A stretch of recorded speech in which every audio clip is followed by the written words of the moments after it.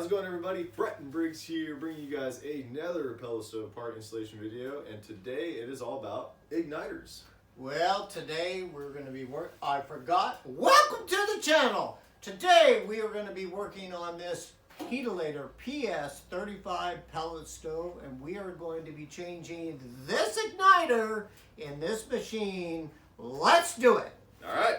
Here we go. Now, this is what you'll need in order to change the igniter. You will need a ratchet and a 10mm socket. Done. Here it is, the igniter. You want to make sure you get an igniter that has encapsulated caps, no wire nuts whatsoever. This igniter can be used in the Heatilator PS35, the PS50, and the ginormous Cab 50 pellet stove. And again, most importantly is safety. Prior to working on your pellet stove, unplug your stove prior to making this repair. If you are uncomfortable making the repair, call your local service provider. All right, here's the igniter. We're gonna put it in. We're gonna install it. Whatever you want to call it. It's very easy to do, but I'm not going to do it. Briggs is going to do it. All right, so if we come over here, we're going to go on the right side of the pellet stove, and we're going to focus on this bottom panel over here. Okay, I'm coming around. Hold on, coming around. Here it is. So having good lighting is very important. We're going to focus this bottom panel again, and you only got one bolt, and you're going to want your 10mm right here. So you can do manual ways, or you can do electronic if you want. Take that bolt off here, set that to the side, set your panel to the side, take your flashlight. Right here, you can have your wires exposed. These two wires are going to be ones you're going to focus on. They are a little bit distinctive. You can kind of see the different looks of the wiring right here.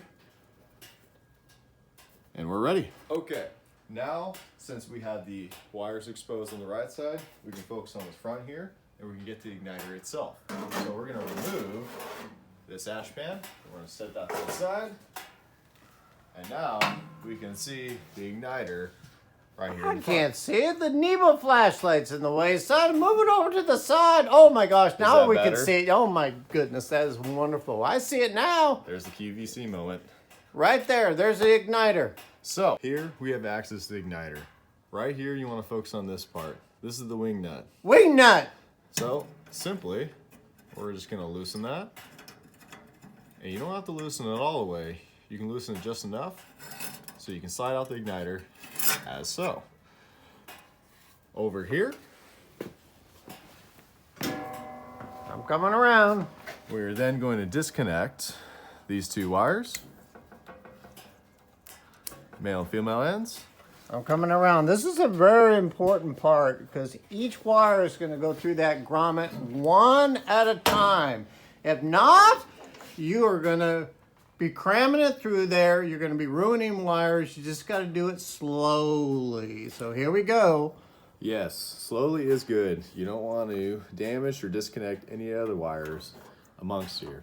So, it's kind of a double effect. But like my dad said, you want to do one at a time. That's a rubber grommet. See that red deal? That's a rubber grommet. So he's putting one wire in at a time. Yep, I'm going to adjust the light a little bit. So one connection at a time coming through there. He's pulled one through. So where's the other one? You got one left? Yep, only one left. We're going to gently come through here. Oh my goodness. And we're going to pull that through as so. I'm coming around. Now both wires have gone through that grommet right there, and I'm going to move around. Here we go, here we go, here we go, here we go. Oh, I just hit his head. Good golly. So if you guys see, there's one last thing. There's that red grommet up there. There's a red grommet right there. But also, on the bracket, there's a part where it holds wires to keep it out of the way. Some stoves will have them. Sometimes they may not. But that's just a good thing to keep an eye out. And right here, here's your old igniter. All right, we're now gonna start the installation of the new igniter. So here, we're gonna essentially work backwards. We're gonna focus on these two connections. They're gonna go right through that rubber grommet, but we have to take into consideration this whole bracket and this burn pot apparatus. So what we wanna do, for this model specifically, you wanna make sure you start and thread these guys that they're over that bar right there. You wanna make sure that they're over that bar so that near the end, you can hook the middle part of the wire up here so it can stay away from the whole moving parts. But for this part, we're just gonna leave it loose here. Make sure it's looped that way. And we are going to slowly insert these encapsulated ends through the red grommets, one at a time. So your hand's kind of in the way, but I'll kind of push it through. But that rubber grommet, there we go. That red, he's putting one wire in at a time and pushing it back through the wall. Yep. Take your time. Can't do two at a time. They won't fit through there. And it is a little bit of a tight fit, but with some nub oil grease, you'll get one after another in. So that side, they're all through and you are good. So where those wires go through, just take your finger and kind of show them where the wires went through. So the wires went through this rubber grommet right here. The wires are coming back around, and you're gonna leave that loose a little bit for now before we loop it back up here, and we're gonna install the igniter itself in its own bracket. So it's gonna enter in from the right side, and it's gonna nicely slide right into place.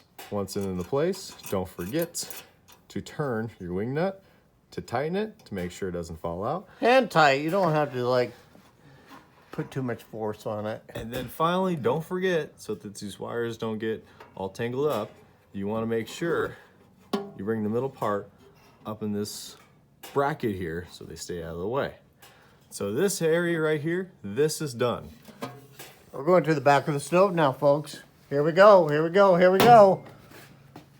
The final part right here, you're gonna have your new connections. So those connections came through where? Back the stove right here through the rubber grommet. Great. So we're gonna connect the male and female connections. And again, when you do this, see the male connection right here and the female, you wanna make sure that male connection actually does connect in the middle of this female connection. A number of times what can happen is that male connection go kind of on the top above here or on the below and not in the middle. If that happens, you can have intermittent connections or, well, some interrupted connections. So right there, we double check, we are good. Then we're also going, just to do a little organization here, put the wires back so that they're kind of out of the way of the moving parts of the fans here, away from the hot areas, and you're good to go. Okay, you guys now have a new igniter in your pellet stove. You know, again, Breaks, you did a fantastic job.